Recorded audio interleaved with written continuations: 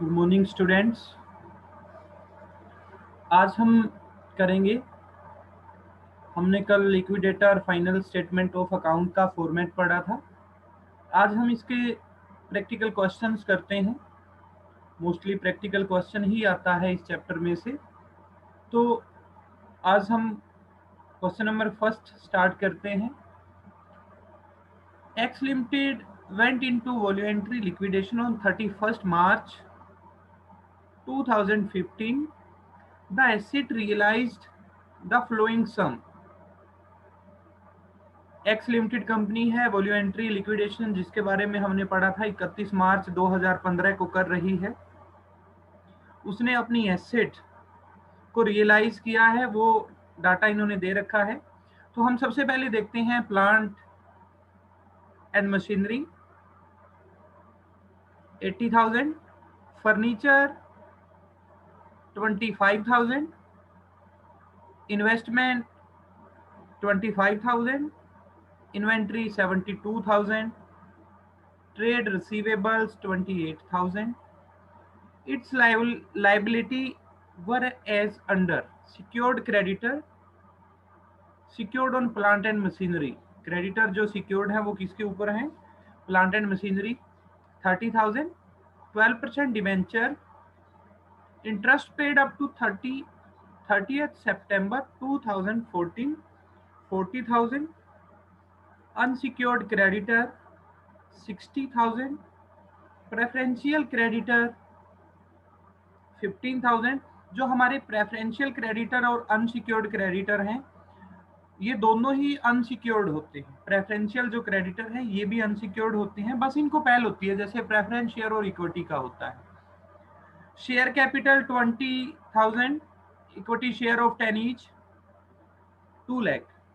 Expenses of liquidation amounted to 700. Liquidation remuneration was agreed at 4% on asset realized and 2% on the amount distributed to unsecured creditor. अब यहाँ पे unsecured creditor के ऊपर यहाँ पे remuneration दिया हुआ है, तो अब अनसिक्योर्ड क्रेडिटर के साथ प्रेफरेंशियल क्रेडिटर के ऊपर भी हमें रेमुनरेशन देना पड़ेगा।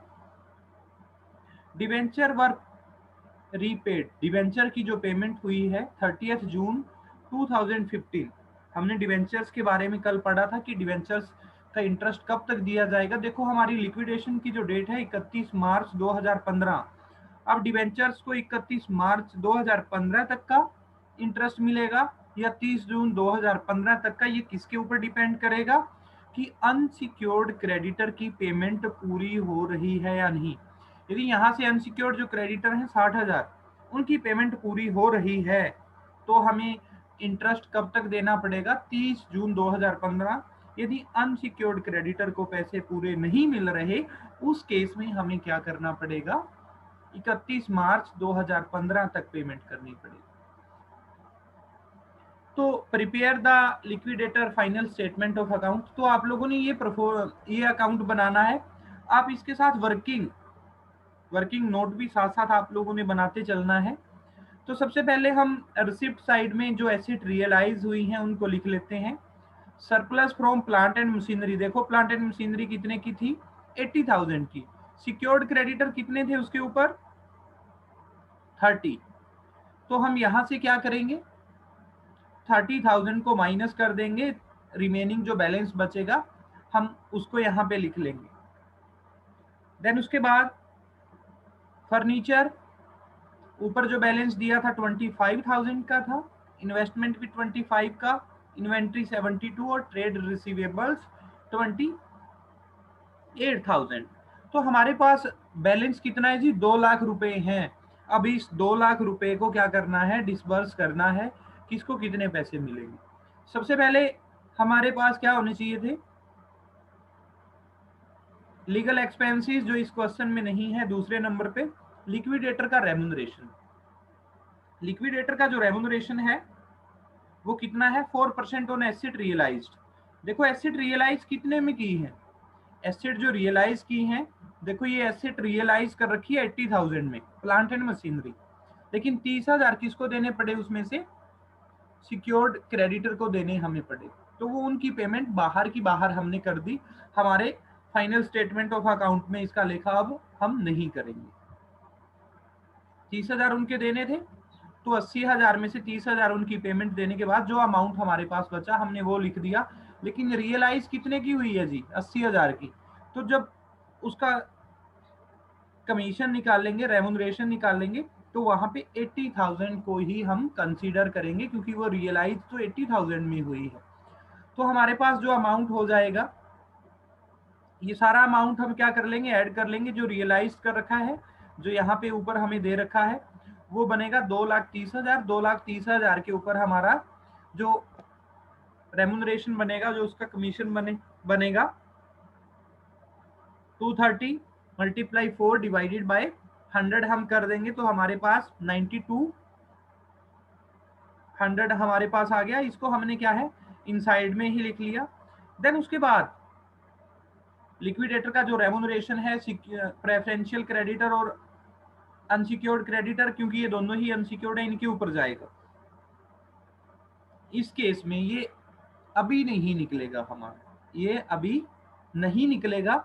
इनको लिख के और ये जो हमने निकालनी है, जो इसकी कैलकुलेशन करनी है, इनको छोड़ देना है। तो हमें क्या देखना पड़ेगा, क्या हमारे जो अनसिक्योर्ड क्रेडिटर हैं, क्या उनकी पेमेंट पूरी हो रही है या नहीं हो रही। तो हमें आइडिया लगाना पड़ेगा। देखो यहाँ से हमारे पास बैलेंस है जी 2 लाख रुपए का। तो उस 2 लाख रुपए में से हमने पेमेंट किसकी करनी है, 9200 रुपए तो एक गया, जो लिक्विडेटर का रेमुनरेशन है। डिबेंचर कितने के हैं, 40,000 रुपए के हैं। सिक्योर्ड क्रेडिटर को 30,000 पैसे मिल चुके। तो हमें यहाँ से क्या लग रहा है, 40 और 9 49,000 की पेमेंट करने के बाद रफ्सा आइडिया हम ले लेंगे कि हमने पेमेंट अनसिक्योर्ड क्रेडिटर से पहले कितने कितने लोगों की पेमेंट करनी है और वो अमाउंट कितना है। तो वो अमाउंट कितना बन रहा है, 50 के करीब बन रहा है। लेकिन हमारे पास रुपए कितने हैं, 2 लाख रुपए हैं। तो नॉर्मली यहाँ से क्या हो सकता है, हम पूरी पेमेंट कर पाएंगे, हम पूरी पेमेंट कर पाएंगे अनसिक्योर्ड क्रेडिटर की। तो हम यदि पूरी पेमेंट कर पाएंगे, तभी इसको क्या लिखेंगे, 2% ऑन 15,000 एंड 2% ऑन 60,000। तो ये लिक्विडेटर का रेमुनरेशन हमें निकल जाएगा, क्योंकि यहाँ से उनकी पूरी पेमेंट हम कर देंगे। तो 15,000 का 2% और 60,000 का 2%, 300 और 1,200 रुपए आ जाएगा। टोटल उसका जो रेमुनरेशन है वो कितना हो जाएगा, 10,700 रुपए। लिक्विडेशन के जो एक्सपेंसेस हैं हमारे, वो ऊपर 700 रुपए दिए हुए हैं, 700 रुपए लिख दिया। 12% डिबेंचर है हमारे 40,000 के, एड इंटरेस्ट। अब इंटरेस्ट कितना जाएगा, अभी हमने किया कि अनसिक्योर्ड क्रेडिटर की पेमेंट पूरी हो रही है, तभी लिक्विडेटर का रेमुनरेशन हमने दे दिया 2%, 15,000 और 60,000 पे उनकी पेमेंट क्या है, पूरी हो रही है। तो हमें इंटरेस्ट कब तक देना पड़ेगा जी, जिस डेट को उनके पैसे दिए गए हैं। देखो, रीपेड ऑन 30th जून। कब पे किया, debenture were repaid on, debenture was repaid on 30th जून।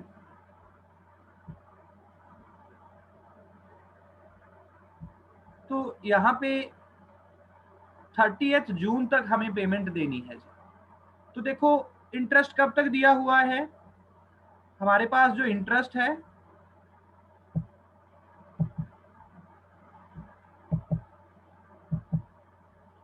हमारे पास interest paid up to 30th सितंबर 2014 तक दिया हुआ है। तो अक्टूबर से हम स्टार्ट करेंगे, अक्टूबर, नवंबर, दिसंबर, जनवरी, फरवरी, मार्च, अप्रैल, मई और जून। तो 9 मंथ का हम क्या निकाल देंगे, इंटरेस्ट निकाल देंगे जी। तो कैसे निकलेगा जी, 40,000 रेट कितनी है हमारे पास, 40,000 multiply 12 multiply 9 divided by 100 multiply 12। तो हमारे पास 9 महीने का इंटरेस्ट 40,000 के ऊपर 3,600 रुपए आ जाएगा। डिबेंचर्स के अंदर उनको ऐड कर देंगे, 43,600 हमारा अमाउंट आ जाएगा। Preferential creditor 15,000, unsecured creditor 60,000। तो लास्ट में हमारा जो पेमेंट मिलनी है वो किसको मिलेगी, इक्विटी को, क्योंकि प्रेफरेंस शेयर होल्डर यहाँ पे नहीं है। तो आप लोग वर्किंग नोट में लिखोगे amount available for equity share holder. तो कैसे आएगा, अमाउंट अवेलेबल कितना है 2 लाख, तो उन 2 लाख रुपए में से जितनी आपने पेमेंट की है 10,700 रेमुनरेशन दिया, liquidation expenses 700 minus debenture 43,600, preferential creditor 15,000, unsecured creditor 60,000, ये सारी पेमेंट माइनस कर दो। जो बैलेंस बच गया वो किसका बचा, बैलेंसिंग फिगर वो किसका बचा, इक्विटी शेयर होल्डर का। तो इक्विटी शेयर होल्डर के लिए यहाँ पे जो बैलेंस बचेगा 2 लाख में से माइनस करके ये सारा अमाउंट 70,000 रुपए बचेंगे जी। तो 70,000 हम किसकी पेमेंट कर देंगे जी, इक्विटी शेयर होल्डर को वो अमाउंट पे कर देंगे। तो अब हमें यहाँ पे ये निकालना पड़ेगा, देखो 10 रुपए का शेयर था, उनको रुपए कितने मिले, रुपए कितने मिले हैं जी 70,000, शेयर कितने थे जी 20,000, 70,000 डिवाइडेड बाय 20,000, तो उनकी पेमेंट इक्विटी शेयर होल्डर की जो पेमेंट हुई है, जो 10 रुपए का शेयर था, उनको 3.5 रुपीज पर शेयर ही मिल पाए। तो ये बिल्कुल एक सिंपल सा क्वेश्चन था। ये जो पॉइंट है नोट्स में दिए हुए हैं, ये मैंने आप लोगों को साथ ही साथ बता दिए हैं। एसेट्स का 80,000 का दिया हुआ है, हमने 50,000 उसमें लिखा है, लेकिन जब लिक्विडेटर का रेमुनरेशन निकालेंगे तो 80,000 को ऐड करेंगे। डिवेंचर वाला पॉइंट मैंने आप लोगों को बता दिया है। देन उसके बाद अनसिक्योर्ड क्रेडिटर में मैंने आप लोगों को बता दिया, प्रेफरेंस क्रेडिटर को भी हम किस में कंसीडर करते हैं, अनसिक्योर्ड क्रेडिटर में ही कंसीडर करते हैं। तो ये था आप लोगों का क्वेश्चन, बिल्कुल सिंपल था। इसी क्वेश्चंस के अंदर आगे पॉइंट हमारे ऐड होते रहेंगे। चलो हम क्वेश्चन नंबर 2 पे चलते हैं। Madras Textile Limited went into voluntary liquidation on 31st March 2015. Following information is available. Cash in hand 12,400. The asset realized as follow: plant and machinery 60,000, inventory 60,000। तो ये एसेट रियलाइज हमने की। प्रेफरेंशियल क्रेडिटर 4500 रुपए, unsecured creditor 1,50,000 रुपए, 8% debenture interest paid up to 30th सितंबर 2014 40,000, 8% rate है। Liquidation expenses 2,510 रुपए, share capital 8,000 share of 10 each 80,000। Debenture were paid off 30 June, debenture की जो एक्चुअल में पेमेंट हुई है 30 जून 2015 को, कंपनी खत्म कब हो गई है 31 मार्च को। Liquidator remuneration was agreed 2.5% on asset realized and 2% on the amount distributed to unsecured creditor. Prepare the liquidator's final statement of account. तो हमने लिक्विडेटर की फाइनल स्टेटमेंट ऑफ अकाउंट हमने बनाना है। तो यहां से सबसे पहले हम रिसिप्ट साइड में चलते हैं। Cash in hand 12,400, plant and machinery को रियलाइज किया था 60 में, इन्वेंट्री कितने में था 40,000 में। तो हम आते हैं पेमेंट वाली साइड में, लिक्विडेटर रेम्यूनरेशन, लीगल एक्सपेंसेस हमारे यहाँ पे नहीं है। तो यहाँ पे लिक्विडेटर का जो रेम्यूनरेशन है 2.5% एसेट्स के ऊपर, तो वो कितने रुपए के ऊपर आएगा, देखो यहाँ पे कुछ भी नहीं कहा हुआ, तो कैश इन हैंड को हम कंसिडर नहीं करेंगे।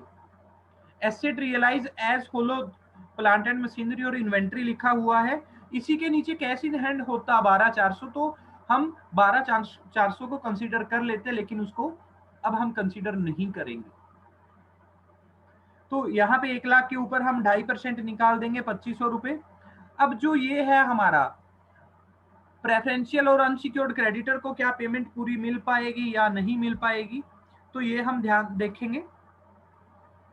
तो इसके लिए देखो यहाँ से क्वेश्चंस में आप लोगों को दिखाई दे रहा होगा, अनसिक्योर्ड क्रेडिटर 1.5 लाख के हैं, हमारे पास टोटल बैलेंस कितना है 1,12,400। सीधी सी बात है कि अनसिक्योर्ड क्रेडिटर की पेमेंट पूरी हो ही नहीं सकती।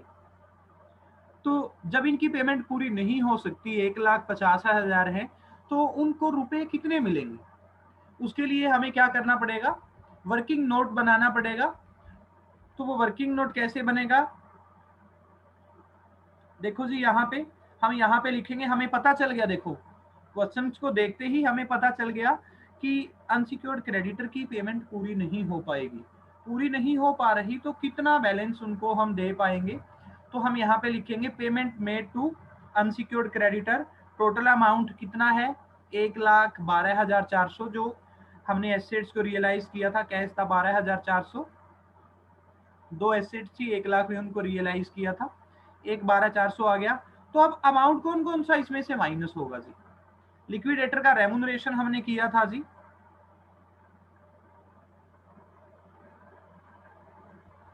लिक्विडेटर का रेमुनरेशन देखो यहां से 2500 प्लस 90 किया हुआ है। तो ये कैसे आया जी? तो ये कैसे आया? तो हमारे पास यहाँ पे एक प्रेफरेंस क्रेडिटर है जी, प्रेफरेंस क्रेडिटर हैं, ये हमने छोड़ दिया था पॉइंट। इस अनसिक्योर्ड क्रेडिटर को देखने से पहले हमें क्या देखना पड़ेगा, क्या प्रेफरेंस क्रेडिटर, वो भी जो अनसिक्योर्ड क्रेडिटर हैं, हमें वो भी देखना पड़ेगा कि क्या उनकी पेमेंट पूरी हो पा रही है या नहीं हो पा रही। तो देखो लिक्विडेटर का जो रेम्यूनरेशन 2,500, लीगल एक्सपेंसेस 2,510, देन उसके बाद डिवेंचर्स थे हमारे 40,000 के, डिवेंचर कितने के थे, 40,000 के। तो ये पेमेंट है हमारी किससे पहले, सिक्योर्ड क्रेडिटर से पहले, सिक्योर्ड सॉरी प्रेफरेंशियल क्रेडिटर से पहले। हमारे पास 1,12,400 हैं, कितने देने हैं हमने, 40,000 एक है, 2,500 रुपए एक है और 2,500 एक है। मीन मान के चले 45-46,000 रुपए हमें पहले देने पड़ेंगे। 45-46,000 की पेमेंट होने के बाद हमें वो पैसा किसको देना है, प्रेफरेंशियल क्रेडिटर। कितने के हैं, 4500 के। तो हमें दिखाई दे रहा है कि 4500 रुपए की पेमेंट पूरी हो जाएगी, 4500 रुपए की पेमेंट पूरी हो जाएगी। तो यहां से हम क्या करेंगे, देखो हमारे जो प्रेफरेंशियल क्रेडिटर है 4500, उनके ऊपर भी हमें 2% क्या देना है, रेमुनरेशन देना है। तो यहाँ पे 4500 remuneration on preferential creditor, 4500 multiply 2 divided by 100, ये 90 रुपए हमारे आ जाएंगे जी। क्योंकि ये 4500 के ऊपर हमने क्या किया, 4500 देखो यहाँ पे भी इस पेज के ऊपर देखो, एक मिनट, अब देखो पेज के ऊपर 4500 मल्टीप्लाई 2 डिवाइडेड बाय 100, ये हमने किया। क्यों किया, क्योंकि इनकी पेमेंट पूरी हो जाएगी जी, इनको हम पे कर पाएंगे। देन उसके बाद देखो अमाउंट अवेलेबल 1,12,400, लिक्विडेटर का जो रेमुनरेशन है 2,500 प्लस 90, 2,590, लिक्विडेशन एक्सपेंसेस 2,510, डिवेंचर देखो अब, हाँ डिवेंचर्स का इससे पहले भी हमने पॉइंट पढ़ा था। अब डिवेंचर का देखो पॉइंट कैसे चेंज होएगा, डिवेंचर कितने के हैं जी, 40,000 रुपए के हैं, 8% है, सितंबर तक ही हमने पेमेंट की हुई है जी इंटरेस्ट की। देखो यहाँ पे हमारा इंटरेस्ट पेड अप टू 30 सितंबर 2014 तक ही हमने क्या किया हुआ है, इसकी पेमेंट की हुई है। तो देखो अब हमें कैसे कैलकुलेट करना है कि पेमेंट इंटरेस्ट की कब तक होगी। अनसिक्योर्ड क्रेडिटर को पैसे 1.5 लाख हैं, पूरे नहीं मिल पा रहे। जब पैसे पूरे नहीं मिल पा रहे तो उस केस में डिबेंचर्स का जो इंटरेस्ट है उस डेट तक मिलेगा जिस डेट को कंपनी क्या हो रही है, लिक्विडेशन हो रहा है कंपनी का। वो डेट क्या है, 31 मार्च 2015। क्वेश्चन के स्टार्टिंग में था 31 मार्च 2015 तक का हम इंटरेस्ट देंगे। तो अक्टूबर, नवंबर, दिसंबर, जनवरी, फरवरी, मार्च, तो हम यहाँ से इंटरेस्ट कितना देंगे जी, 6 महीने का देंगे जी। तो 6 महीने का इंटरेस्ट कितना आ जाएगा, 40,000 multiply 8 multiply 6 divided by 100 multiply 12, तो वो कितना आ जाएगा, 1,600 रुपए आ जाएगा। 40,000 में 1,600 रुपए ऐड कर देंगे, कितनी पेमेंट हो जाएगी, 41,600 हमारा आ जाएगा। तो हमने 1,12,400 में से क्या क्या टर्म माइनस करनी है, 2,590 रुपए लिक्विडेटर रेमुनरेशन, लिक्विडेशन एक्सपेंसेस 2,510 रुपए, डिबेंचर 41,600, प्रेफरेंशियल क्रेडिटर 4,500 रुपए। तो ये हम माइनस कर देते हैं जी, जो बैलेंस आया हमारा 51,200, 1,12,400 में से हमने माइनस किया तो हमारे पास जो बैलेंस बचा है वो कितना रह गया जी, 61,200 रुपए। कितना बैलेंस आया जी? 61,200 रुपए। अब जो ये 61,200 रुपए हैं, अब ये 61,200 रुपए भी अनसिक्योर्ड क्रेडिटर को नहीं मिलेंगे। क्यों नहीं मिलेंगे? क्योंकि इन 61,200 के अंदर लिक्विडेटर का रेमुनरेशन भी शामिल है। वो कितना है? 2%। इस 61,200 में से हमने रेमुनरेशन भी देना है जी 2%। तो हमें वो कैसे निकालना पड़ेगा जी? Liquidator remuneration on unsecured creditor, amount available कितना है? देखो यहाँ पे 61,200, यहाँ पे है हमारा 61,200 multiply 2 divided by 100 plus commission. कितना था कमीशन? 2%। 100 प्लस 2 कितना आ गया? 102। ये हमने क्यों किया? क्योंकि 61,200 के अंदर ही रेमुनरेशन शामिल है जी उसका। तो हमने ये निकाल दिया जी। कितना आ गया? 1,200 रुपए। कितना आ गया जी? 1,200 रुपए। तो amount, net amount paid to unsecured creditor कितना हो गया? 61,200 माइनस 1,200 कितना आ गया जी? 60,000 रुपए। ये वर्किंग नोट हमें क्या करना पड़ेगा जी? बनाना पड़ेगा। इसका देखो ये थर्ड पॉइंट जो दिया है अनसिक्योर्ड क्रेडिटर, ये मैंने आप लोगों को बता दिया, पूरी पेमेंट नहीं हो पाई, इसी वजह से जो इंटरेस्ट की पेमेंट है ये देखो यहाँ पे 31 मार्च 2015 तक कितनी? 31 मार्च 2015 तक ही हमें करनी है। अनसिक्योर्ड क्रेडिटर को अमाउंट कितना मिला जी? 60,000। उसके ऊपर रेमुनरेशन कितना मिला जी? 1,200। तो यहाँ पे हम लिख देंगे, वर्किंग नोट में हमने दिखा दिया, तो हम यहाँ से यहाँ पे ये लिखने की जरूरत नहीं है, सीधा ये लिख सकते हैं रेमुनरेशन ऑन अनसिक्योर्ड क्रेडिटर कितना आ गया था? 1,200 रुपए। तो ये सारा ऐड कर देंगे, 2,590 और 1,200 3,790। 2,510 आ गया, डिवेंचर्स की पेमेंट आ गई, प्रेफरेंस की पेमेंट आ गई। देन उसके बाद हमने अनसिक्योर्ड क्रेडिटर की पेमेंट कर दी जी 60,000 रुपए। तो देने कितने थे? 1.5 लाख, मिल कितने पाए जी? 60,000। तो ये परसेंटेज निकाल लेंगे कि कितने रुपए हम दे पाए? सिर्फ 40 पैसे। जिसको 1 रुपया देना था उसके हम सिर्फ 40 पैसे ही दे पाए। ये था क्वेश्चन जो आपके पेपर में 15 नंबर का जो क्वेश्चन आता है।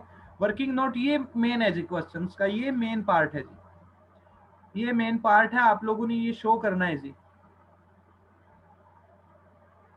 तो बिल्कुल सिंपल क्वेश्चन था। नेक्स्ट जो हमारा क्वेश्चन है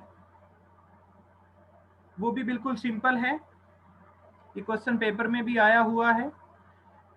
ये क्वेश्चन भी सेम है पहले की तरह ही, इसमें अलग से कोई पॉइंट नहीं है जो आप लोगों को बताया जाए।